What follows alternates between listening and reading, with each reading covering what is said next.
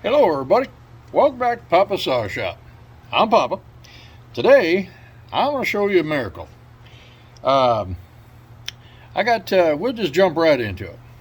So, today, I'm going to turn the camera around here so you can see it, not my old ugly mug. We've got an 032. Let me just turn you around here. Ah, there you are. All right, we got an 032 here. And you can see I got my test leads hooked up to the spark plug. And any of you fellers that know anything about an 032, if you see a test lead hooked up to the spark plug, I know what you're thinking already. You're saying, "Oh, Papa, I know the problem with this one." You guessed it, bad coil. So, if you've been around an 032, you also know that getting a coil for these old girls is getting pretty doggone hard to find. So I looked out there and I got a hold of every old geezer I could get a hold of, and they said, "You figure out how you can get a coil and you let me know." Well, friends and neighbors, here I am. I'm going to let you know. So I'm going to let you know what we did today. I'll just set you right up here against the equipment. Oh, maybe we'll... Well, that light right there just killed me. We'll turn that off. Hey, there we go. All right. So I'll show you a little bit about what we did. I'm going to have to use my flashlight now because I can't see a doggone thing. And wouldn't you know it, I can't find my flashlight in the dark. All right. So we had a coil on this old girl. I'll get this doggone drill out of the way. So we had a coil on this thing, and it just failed. We tried everything. This is, well, I'm trying to get you guys moved around here so you can see. Okay, so this is what's left of the old coil. All right, you kind of see where I'm going with this. All right, but so this is just windings inside of a coil. Let me kind of explain a little bit about how a coil works. Let's get a coil here. Tell you what, let's hang on just a second.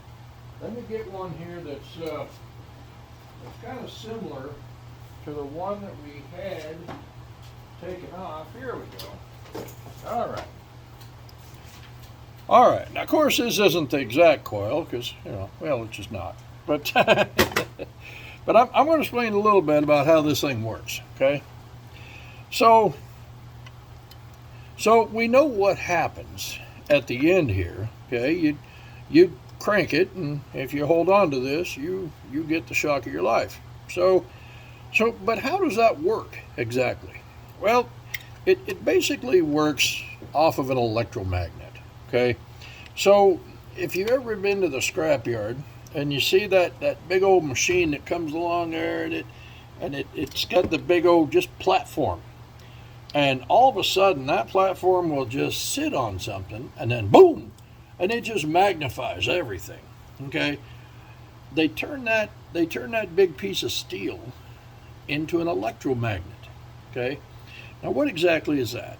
Well, in simple terms, if you take the north pole of a magnet and the south pole of a magnet, and you intercross those real quick, then you'll come up with electricity in the middle of it. Okay, and we've discovered that a long time ago from somebody a hell of a lot smarter than me. But basically, there's the north pole of the earth, the south pole of the earth, and we got these like beams that go around the earth that protect us from sunspots coming from the sun. And so somebody, again, much smarter than me, figured out how to harness that. And that's basically what this is. Okay, you on your flywheel. I'm looking around here to see if I got a spare flywheel, but I don't. I got an old 031. Kind of get the idea.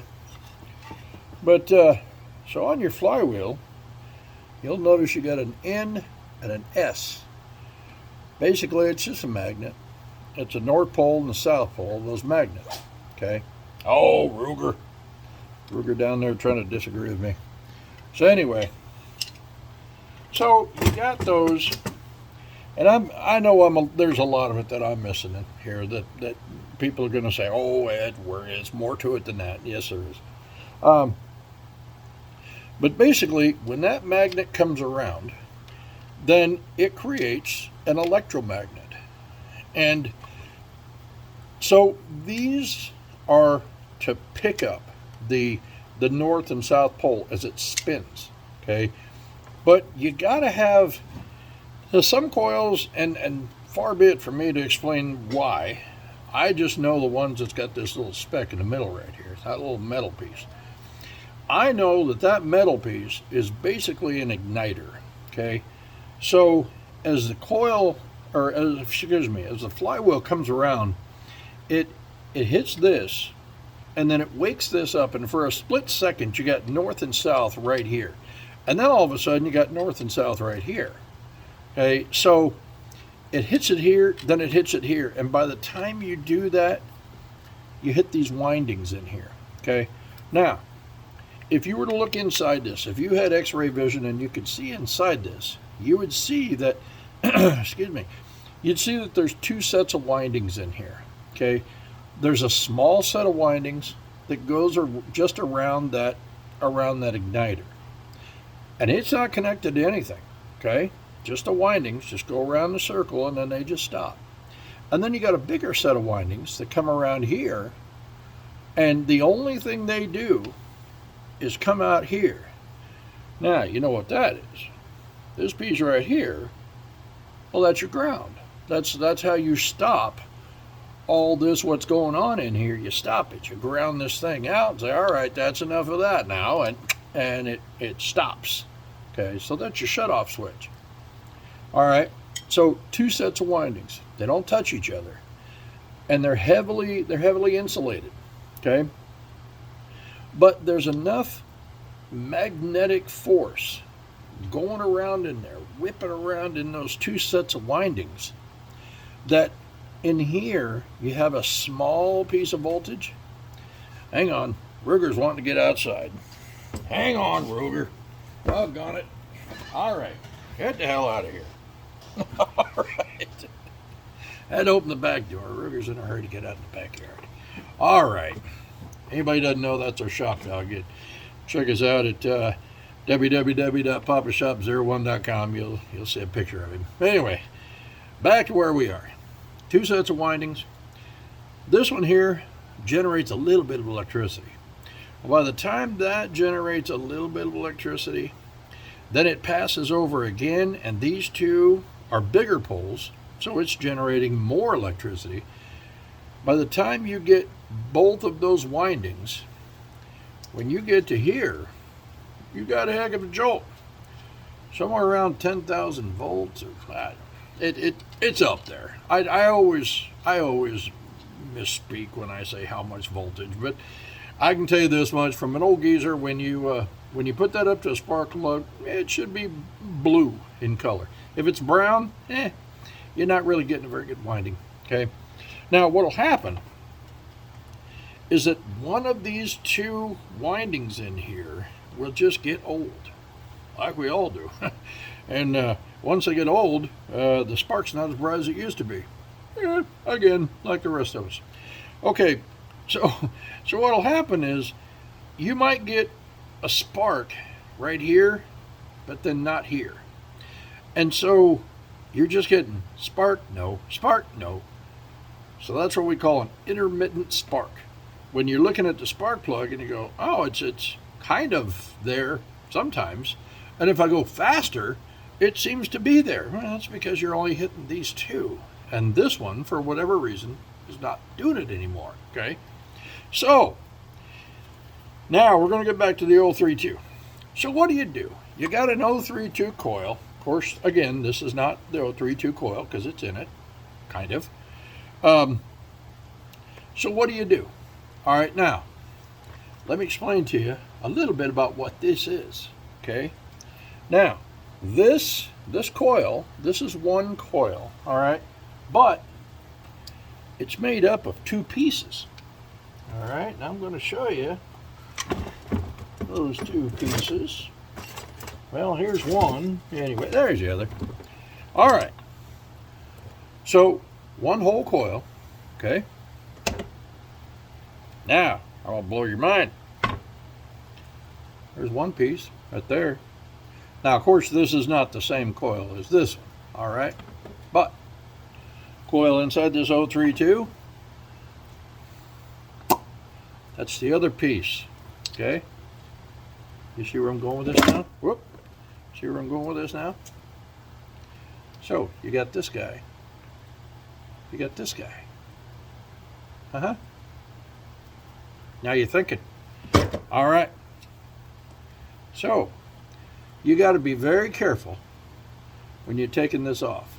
You can't just use any old, I made that mistake. All right. So that's why I got the 031 up here, because I said, well, shoot. 031, 032 can't be a hell of a lot of difference between the two. Well, there is. They look a lot alike, but remember when I told you about that igniter right there?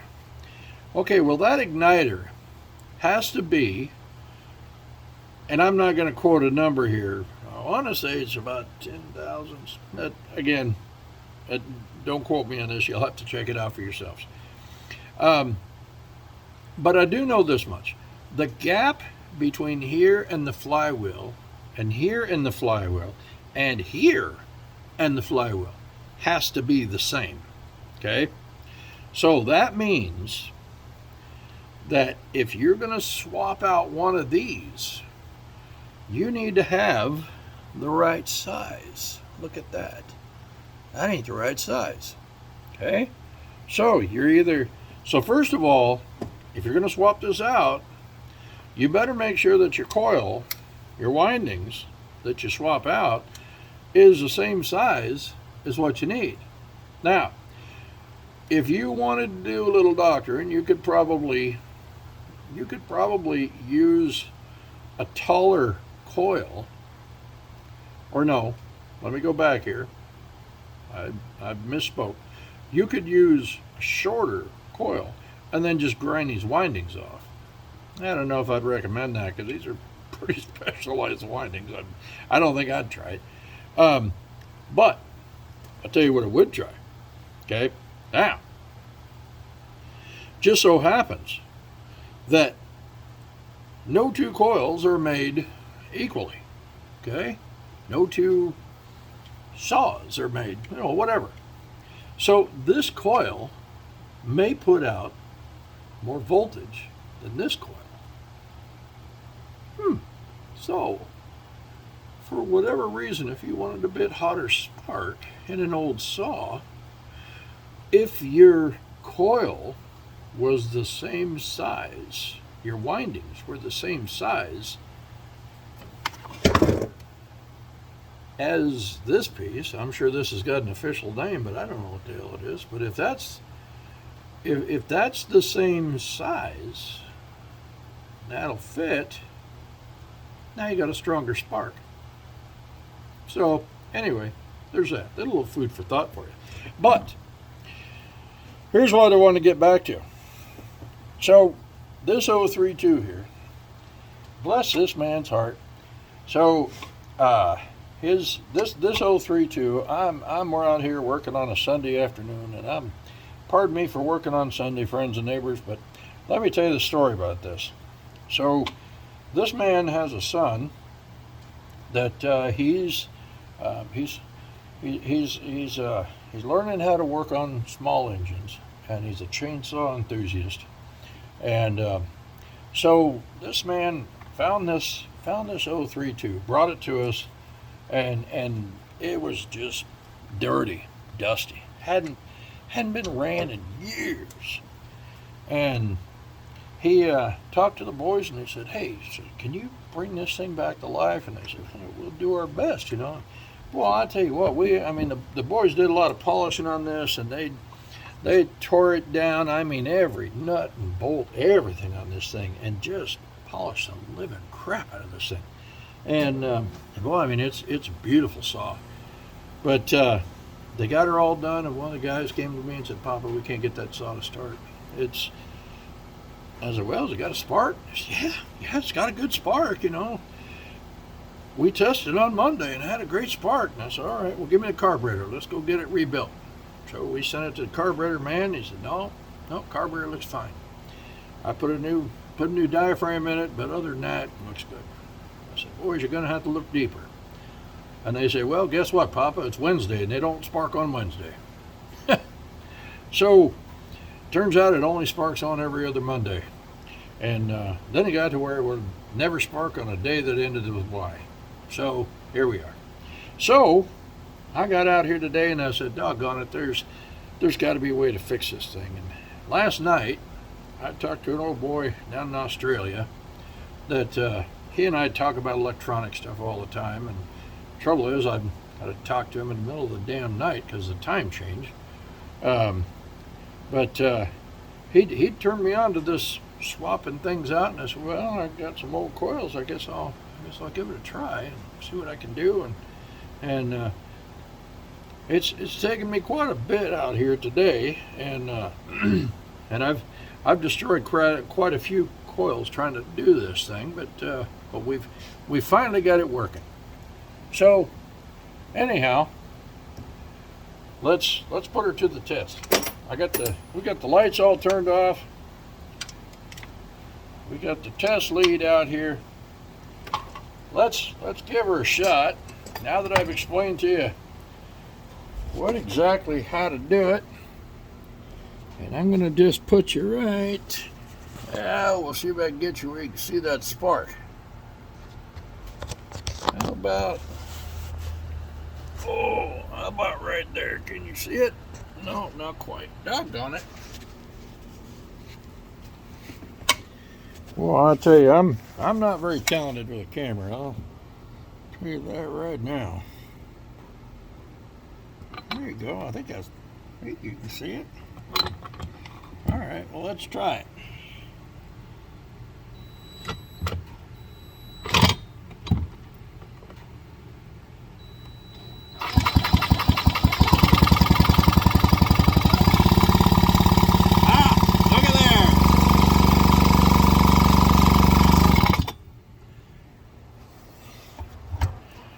All right, well, friends and neighbors, we got us a spark. Now, you take one more look at that coil down in there. Where's my doggone light? Here we go. Now, I'm here to tell you, I'll turn this light on. I'm here to tell you that is not your ordinary 032 coil right there. I believe that's a 1309 coil, if you were looking for part numbers. I will show you one more thing before we leave.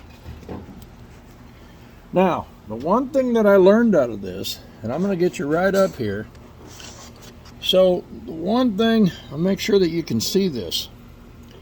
Okay, now, once you, let me grab my screwdriver here. Okay, the one thing I learned out of this here now, well, another thing I learned, you gotta adjust the igniter in here, okay? Once you get the coil to fit, the windings to fit into that big steel piece, you have to, because I looked online and a lot of guys said, oh no, it doesn't work. Okay, well, the first few that I tried, they didn't work. And it took me this last one to figure out that when you're basically manufacturing a coil here, you're making a coil. When you make this coil, you have to adjust this winding to make sure that you have enough gap back in here, okay? Because if this is too far forward, it's going to hit the fins of the flywheel. If it's too far backwards, whatever all that winding has to do, it won't do it as powerful for whatever reason if it sits back here too far. This is pretty much a very metered place for this to be. And so once you get this in where it'll fit in here, then you put your magnet up here and you just kind of just move that move your screwdriver back and forth so you can move that guy back a bit. And then that way you'll adjust this guy to where it needs to be on that pole, because that pole runs through the center of this thing. Okay? So, anyway, for all you guys and girls that you got an 032 laying around and you think, well, boy, the coil shot, so I guess you just throw it out to pasture. There is hope for these old girls. So, anyway, hope it taught you something a little bit. I know I learned something today. So, moral of the story is you're never too old to learn, and my God knows I'm too damn old. God knows I'm old, but I'm still learning like the rest of us. So anyway, I've babbled enough. Till next time, this is Pop over here at Papa's Saw Shop. Come over and visit us over at www.papashop01.com. Until next time, happy motoring.